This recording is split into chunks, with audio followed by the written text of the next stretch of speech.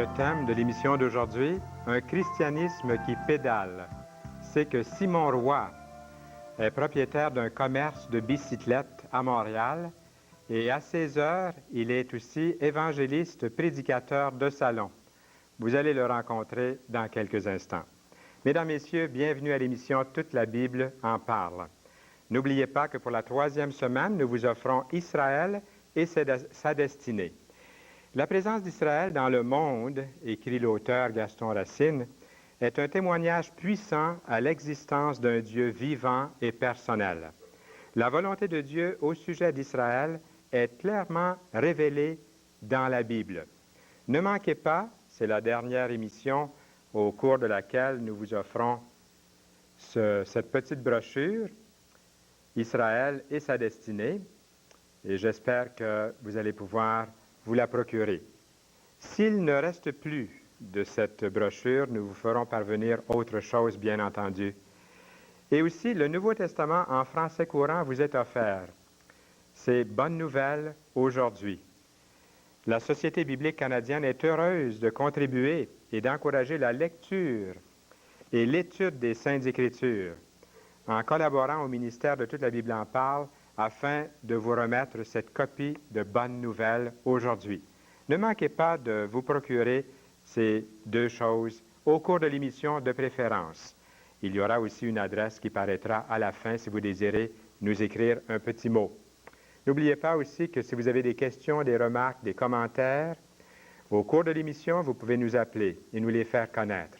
Si vous désirez connaître l'adresse de nos cellules de prière ou de nos rencontres d'études bibliques, il nous fera également plaisir de vous les faire connaître.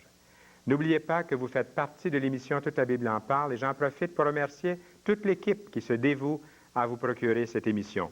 Rendons-nous maintenant auprès de Simon Roy que nous écoutons dès maintenant. Mon cher Simon, bonjour. Bonjour Fernand. Sois le bienvenu à l'émission Toute la Bible en parle. Ça fait plaisir. C'est pas la première fois que tu es assis à côté de moi comme ça. Non. Je pense qu'on s'est rencontrés il y a quelques années. Puis on s'est rencontrés plusieurs fois aujourd'hui aussi, puis on a repassé le passé. Le passé. Qu'est-ce qui s'est produit depuis une quinzaine d'années pour toi? Eh bien, Fernand, je pense que depuis 14 ans que je connais le Seigneur. Mais je te souviens, j'ai déjà assisté à une de tes émissions comme ça. Au tout début. Comme spectateur. Et non comme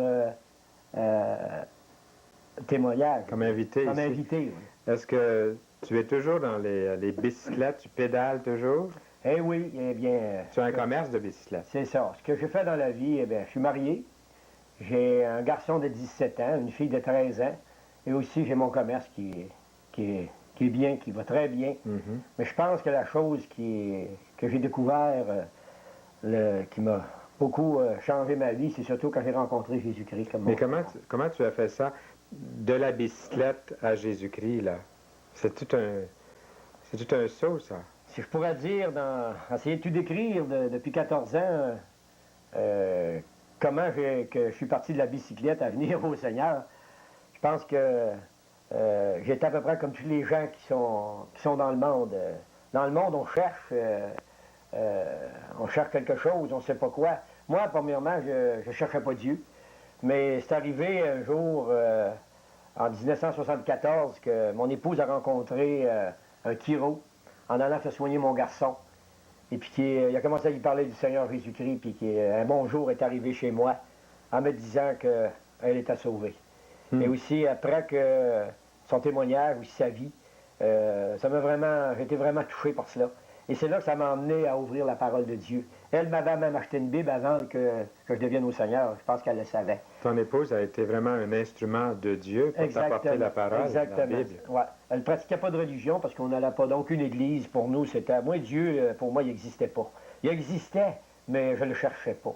Mais je pense que quand on est vraiment sincère, j'ai découvert Dieu comme ça.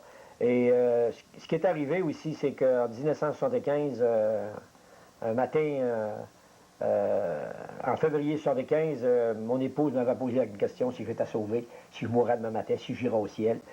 Je lui avais dit que oui, parce que je lisais la parole de Dieu. Mais non, c'est pas cela. Elle m'avait expliqué un peu, ça va être un peu ce que je vais te montrer tout à l'heure. C'est ça. Un peu ce que je vais te montrer tout à l'heure comme dessin, c'est un peu mon témoignage, comment j'ai rencontré Dieu dans ma vie. Mais aussi, ce qui m'a apporté à ce que je vais te montrer, là, c'est vraiment une de mes prières, une courte prière que j'ai faite au Seigneur en traversant mon allant à mon travail, en traversant le Pont-Roch-Cartier. J'ai fait une courte prière au Seigneur en disant ce que j'aimerais dans ma vie, ce serait de prêcher ta parole sur les toits des maisons. Et le Seigneur est en train de le faire, je pense, au travers de ce que je veux faire. Mais là, je t'invite, mon cher Simon, je t'invite, là, puis nos amis, notre ami qui nous regarde, à présenter ça. Pour toi, c'est un moyen, un véhicule pour communiquer ce que Dieu a fait dans ta propre vie. Tu veux le communiquer simplement. Exactement. Avec ce que tu vas présenter maintenant. Alors, vas-y, je t'écoute. Ce qui arrive aussi, c'est que nous, les hommes, souvent, on complique l'Évangile. Pas seulement que les hommes, les femmes aussi. Les femmes aussi, oui. Il faut les inclure, sont importantes. Et aussi, le Seigneur, ça a pris une couple d'années avant d'établir ce système-là. C'est que Dieu se sert de cet instrument-là pour vraiment emmener les personnes au Seigneur. Présenter l'Évangile simplement. Ce que vous voyez sur la feuille, vous allez voir, elle est colorée. Il y a la couleur bleue, ça représente la sainteté de Dieu. Et aussi, vous allez voir le noir, ça représente le péché, Satan et le jugement de Dieu. Et le rouge, ça représente le sang de Jésus-Christ qui nous lave. Eh bien, pour débuter ce dessin que je vais vous faire, c'est un peu, on pourrait appeler ceci, le plan de Dieu pour l'homme d'aujourd'hui. Good. On sait que c'est toujours le même plan. Dieu, il est le même, mais il y a une façon vraiment qu'on peut vraiment accepter Jésus-Christ. Cette façon-là. Je suis très visuel, Simon. C'est très visuel. Je vais me servir de notre sœur Danielle qui est devant nous. Oui, quelqu'un d'autre en studio. Pouvoir un peu s'identifier. Je vais commencer un peu. On sait que Dieu, la parole de Dieu nous dit que Dieu est saint. Je pense que tout le monde savent que Dieu est saint. Bon, on va l'inscrire. Dieu est saint.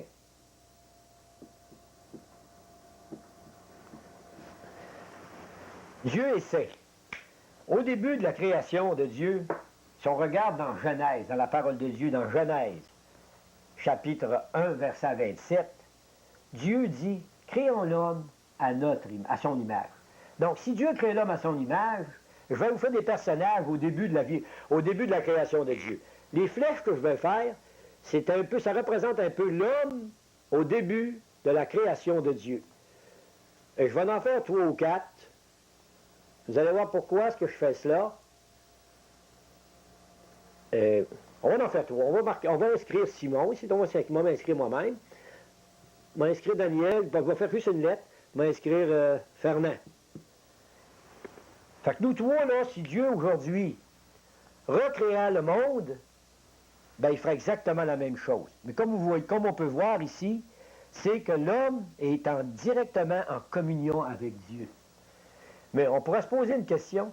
Pourquoi maintenant qu'aujourd'hui, l'homme n'a pas cette communion-là avec Dieu? Parce que c'est bien simple. Dans Isaïe, chapitre 59, versets 1 à 2, nous dit ceci. « Non, la main de l'Éternel n'est pas trop courte pour sauver, ni son oreille trop dure pour entendre, mais ce sont vos crimes qui mettent une séparation entre vous et votre Dieu. » Donc, c'est le péché. Maintenant, la séparation d'avec Dieu et l'homme, c'est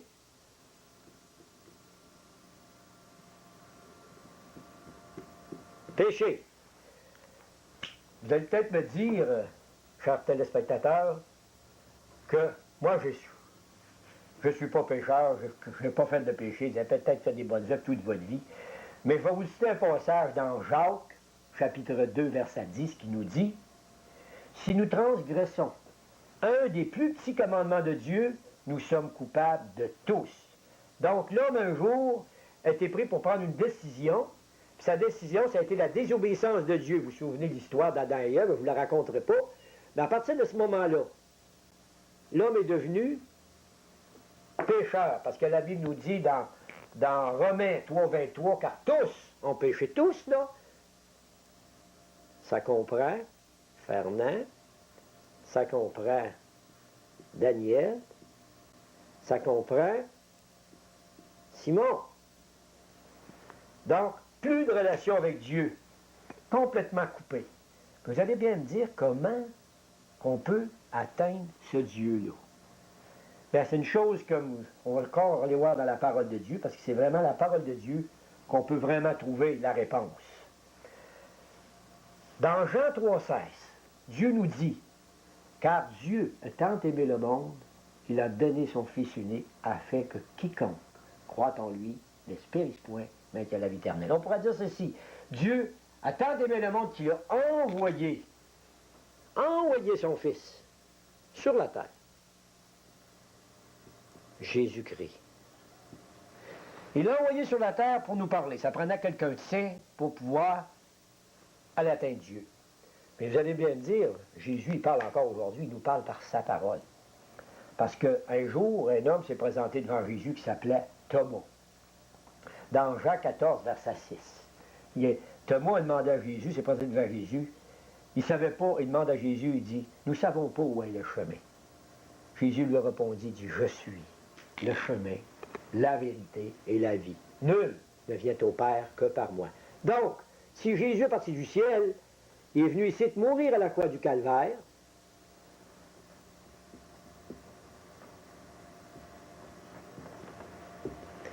mourir à la croix du Calvaire pour moi et pour toi. Mais vous allez me dire, mais comment je peux faire pour aller atteindre ce Jésus-là? Mais comme vous savez, on n'a pas parlé de Satan, on va en parler un peu, parce que ceux qui disent qu'ils n'ont pas péché, eh bien, la Bible nous enseigne dans 1 Jean 5, 19 que le monde entier est sous la puissance de Satan. On va l'inscrire Satan, parce qu'il est important de le mettre, parce qu'il existe. Voilà. Le monde entier. Donc, si on regarde tout ça, là, si vous regardez le monde entier, ça comprend tout le monde entier sous la puissance de Satan. Vous allez me dire, comment est-ce qu'il faut faire? Car Jésus dit, je suis le chemin, la vérité et la vie. Jésus dit aussi, dans Jean 15, 5, 6, je suis le sceptre et vous êtes mes serments. Maintenant,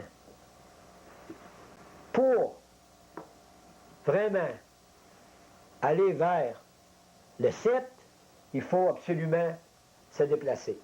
Maintenant, quand on se déplace, pour moi personnellement, quand j'ai reconnu que j'étais perdu, que je ne pouvais pas atteindre Dieu par mes propres moyens, mais aussi il y en a d'autres qui essaient d'atteindre Dieu par d'autres moyens. Ils se servent souvent des religieux. C'est sûr que Fernand, Daniel et moi, si on serait accrochés ici après ce chef religieux-là, eh bien, je peux vous dire une chose, que jamais de la vie, jamais, dans l'éternité, on pourra atteindre Dieu. Parce que beaucoup de chefs religieux se disent qu'ils ont la vérité, qu'ils pouvaient aller au ciel par eux autres, toutes sortes de philosophies. Mais pour moi, la décision que j'ai prise, ça a été ceci. J'ai reconnu que j'étais un pécheur et j'ai accepté d'aller à la croix du Calvaire et accepter Jésus-Christ comme mon Seigneur et Sauveur personnel. Ça, c'est Simon Roy. Maintenant, on va inscrire Daniel aussi, parce qu'elle aussi, elle a accepté Jésus-Christ comme son Seigneur et Sauveur personnel. Nous sommes, Jésus dit, je suis le sceptre et vous êtes mes serments. Ça, c'est Daniel. Fernand aussi. Merci, Simon, c'est vrai. On va Ça fait mettre 42 Fernand, ans. 42 ans. Ouais. Et Daniel, moi, ça fait 14 ans. Et regardez, maintenant, si, pour vous, personnellement, je ne connais pas votre nom, mais qui écoutez l'émission, si vous pensez atteindre Dieu par toutes sortes d'œuvres, puis si vous êtes accroché par un chef religieux, ben vous appartenez directement au royaume de Satan. C'est la seule façon que vous pouvez traverser pour aller atteindre Dieu. Mais si vous remarquez que Dieu me voit au travers de Jésus-Christ, je suis ici aujourd'hui encore, je suis là, mais Jésus continue à vous parler au travers de la parole de Dieu. Alors, mes chers spectateurs, c'est exactement le plan de Dieu. C'est ce que j'ai compris. C'est moi ce que j'ai compris, puis Fernand aussi, et aussi Daniel. On peut dire maintenant qu'on est avec Jésus-Christ pour l'éternité. C'est un plan qui est simple, mais qui est basé sur la parole de Dieu, sur la parole écrite de Dieu. C'est bien, bien documenté.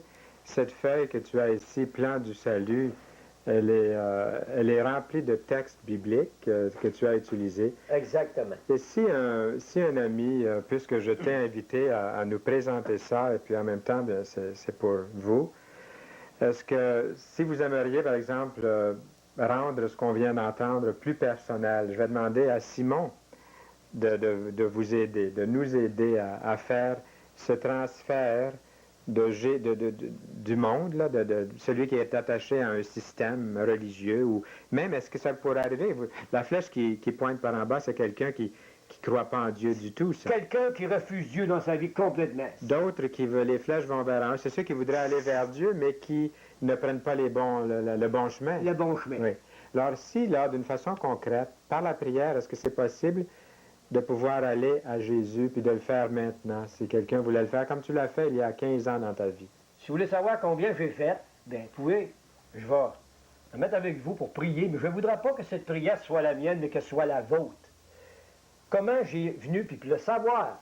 Pourquoi je suis là? Parce qu'il y a des promesses à rattacher à cela, à cette sécurité-là. Parce que Jésus, dans Romains 8.1, nous dit qu'il n'y a aucune condamnation pour ceux qui sont en Jésus-Christ. Donc, pour être sûr que vous ayez, pour ne pas avoir cette condamnation, eh bien, je vous invite à prier avec moi, de vous courber, et sincèrement, de demander au Seigneur les paroles qui vont sortir de ma bouche, que ce ne soit pas les miennes, que ce soit les vôtres. Courbons-nous et prions ensemble. Eh bien, Seigneur, encore une fois, je reconnais que je suis un pécheur. Je reconnais aussi, Seigneur, que tu es mort à la croix du Calvaire pour moi. Maintenant, je veux te demander pardon et donne-moi la vie éternelle. Et donne-moi aussi que je sois sauvé et que je puisse te suivre pour le restant de mes jours. C'est dans le nom de Jésus que je te le demande. Amen. Amen. Et ça, c'est une prière qui est facile à faire, mais il faut qu'elle vienne du cœur. Du cœur. Et dans ton expérience, Simon, tu connais des gens qui ont prié sincèrement de cette façon-là, puis qui, aujourd'hui, ont l'assurance de leur salut en Jésus. Aujourd'hui, il y a des gens qui suivent le Seigneur, puis même, je pourrais te dire, il y en a un même qui est allé étudier en doctorat. Ça a pris 3 ans avant que j'y parle du Seigneur. Il était un de mes compétitionneurs. Et aujourd'hui, il a vendu son commerce, il s'en va plein temps travailler dans le Seigneur. Et je loue le Seigneur pour ça. C'est pas Simon Roy, parce que Simon Roy, si vous voulez le suivre, vous allez être déçu.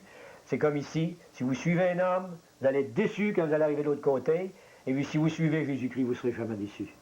C'est ça. Moi, ici, je veux suivre Jésus-Christ. Je ne veux pas suivre une religion. Je ne veux pas suivre Fernand Saint-Louis non plus. Non, parce que Fernand Saint-Louis est accroché ici. Oui.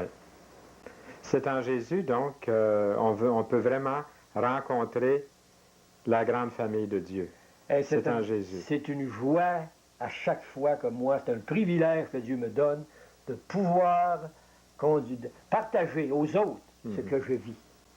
Surtout, leur emmener ce message qui est si merveilleux, qui est si simple. Parce que Jésus dit qu'il faut que vous deveniez comme des petits-enfants. Donc, la personne qui se pense, qui est beaucoup religieux, je pense qu'elle va être déçue quand elle va arriver de l'autre côté, parce qu'un enfant, c'est simple, et on peut lui raconter n'importe quelle histoire, elle lui croit, et Jésus est venu exactement de cette façon, simple, et on doit l'accepter tout simplement. Eh bien, mon cher Simon, tu nous as présenté l'Évangile, et tu dois pouvoir aussi présenter des choses dans ton propre commerce. Je vais prier que Dieu te donne beaucoup de succès et te donne encore plus de succès en présentant son plan de salut. Pas du succès dans les affaires, mais des âmes pour le Seigneur. Merci beaucoup, Simon. Bienvenue. C'était Simon Roy, commerçant de bicyclettes à Montréal. Il a beaucoup de succès aussi. Bravo, Simon Roy, qui nous a présenté l'Évangile, voyez-vous, très simplement, appuyé par plusieurs textes bibliques. Et on voit que c'est une expérience personnelle dans sa vie. Alors, un grand, grand merci à Simon. Et je sais que plusieurs d'entre vous, vous avez bien entendu le message et vous allez prendre sérieusement aussi les bons conseils de la parole de Dieu que Simon nous a si bien donnés, comme ça, tout simplement. Nous avons une brochure à vous offrir qui est intitulée « Israël et sa destinée ». Alors, je vous la montre ici, puisqu'il ne reste plus de caméra de ce côté-là. Et c'est Israël, et c'est la dernière, bien, je vais encore le faire peut-être tout à l'heure une dernière fois, mais vous avez encore l'occasion de demander cette brochure. Il y a aussi, bonne nouvelle aujourd'hui, le Nouveau Testament en français courant, qui nous est offert par la Société biblique canadienne. C'est gratuit. C'est un cadeau. Et il n'y aura pas personne pour venir vous demander un sou par après, puisque c'est un cadeau, nous vous l'offrons. Et plusieurs l'ont fait, l'ont demandé. Et j'espère que parmi vous là qui regardez, vous avez commencé à lire à différents endroits dans la parole de Dieu, dans l'Évangile. Il y a des choses absolument extraordinaires, inouïes, qui peuvent changer votre vie pour l'éternité. Eh bien, Jacques Whitney est là et il nous présente sa dernière chanson, « Tu connaîtras le vrai bonheur ». Nous vous écoutons Jacques Whitney.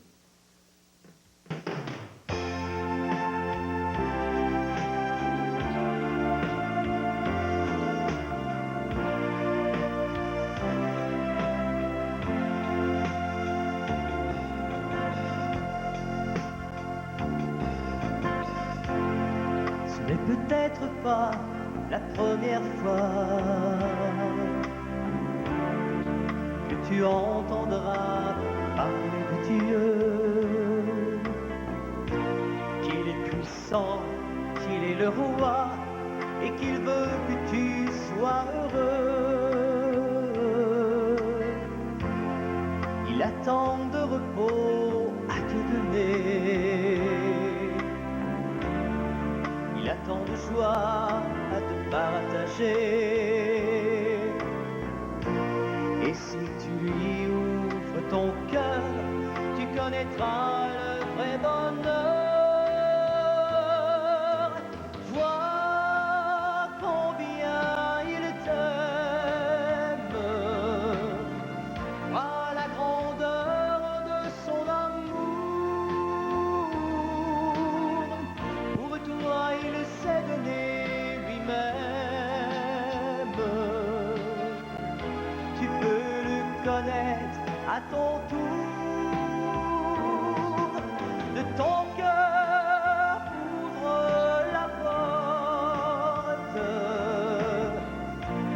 et il entrera. Il veut te donner sa main forte. Son salut, il est aussi pour toi. Comme le petit enfant courant le bois, tu te perdras si tu ne connais pas. Il est le chemin, la lumière qui brille dans tout l'univers. De jour en jour tu vois ta vie glisser. Les problèmes du monde te hanter. Personne qui ne prend garde à toi, mais sache que Dieu te tend les bras.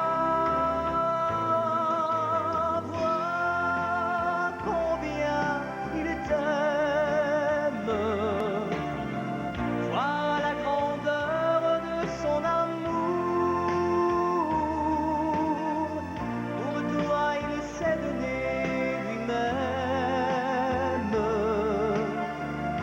Tu peux le connaître à ton tour. De ton cœur ouvre la porte et il entrera.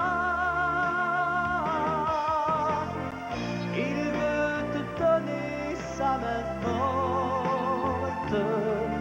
Son salut, il est aussi pour toi. Ce n'est peut-être pas la première fois que tu entendras parler de Dieu, mais si tu lui ouvres ton cœur, tu connaîtras le vrai bonheur.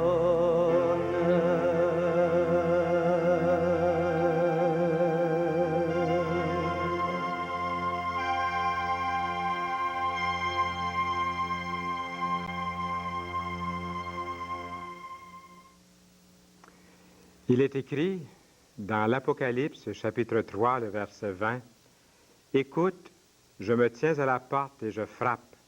Si quelqu'un entend ma voix et ouvre la porte, j'entrerai chez lui. Je mangerai avec lui et il mangera avec moi. » Merci beaucoup, Jacques Whitney, pour cette parole d'invitation au Seigneur Jésus-Christ. Le Seigneur a aussi dit, « Venez à moi, vous tous qui êtes fatigués et chargés, et je vous donnerai du repos. » Il a dit à tous ceux qui l'ont reçu, à ceux qui croient en son nom, il leur a donné le pouvoir de devenir enfants de Dieu. Le don gratuit de Dieu, nous est-il écrit encore, est la vie éternelle en Jésus-Christ, notre Seigneur. Quel autre verset pour vous convaincre d'ouvrir votre cœur au Seigneur Jésus-Christ? Qui aujourd'hui, quel père de famille ou quelle mère, quel grand-parent aujourd'hui va ouvrir son cœur au Seigneur? Quel jeune va investir toute sa vie pour le Seigneur Jésus-Christ? Il peut vraiment vous transformer, faire de vous un être nouveau, que vous aimerez, que vous servirez. Il va changer vos désirs, vous donner de nouveaux désirs, ceux qui vous donnent la paix et le bonheur de vivre malgré les circonstances de ce monde. Eh bien, la prochaine émission, ce sera Carole Lambert qui représentera Secours et vie. Ne manquez pas cette émission. Soyez des nôtres. Au plaisir de vous revoir. À bientôt.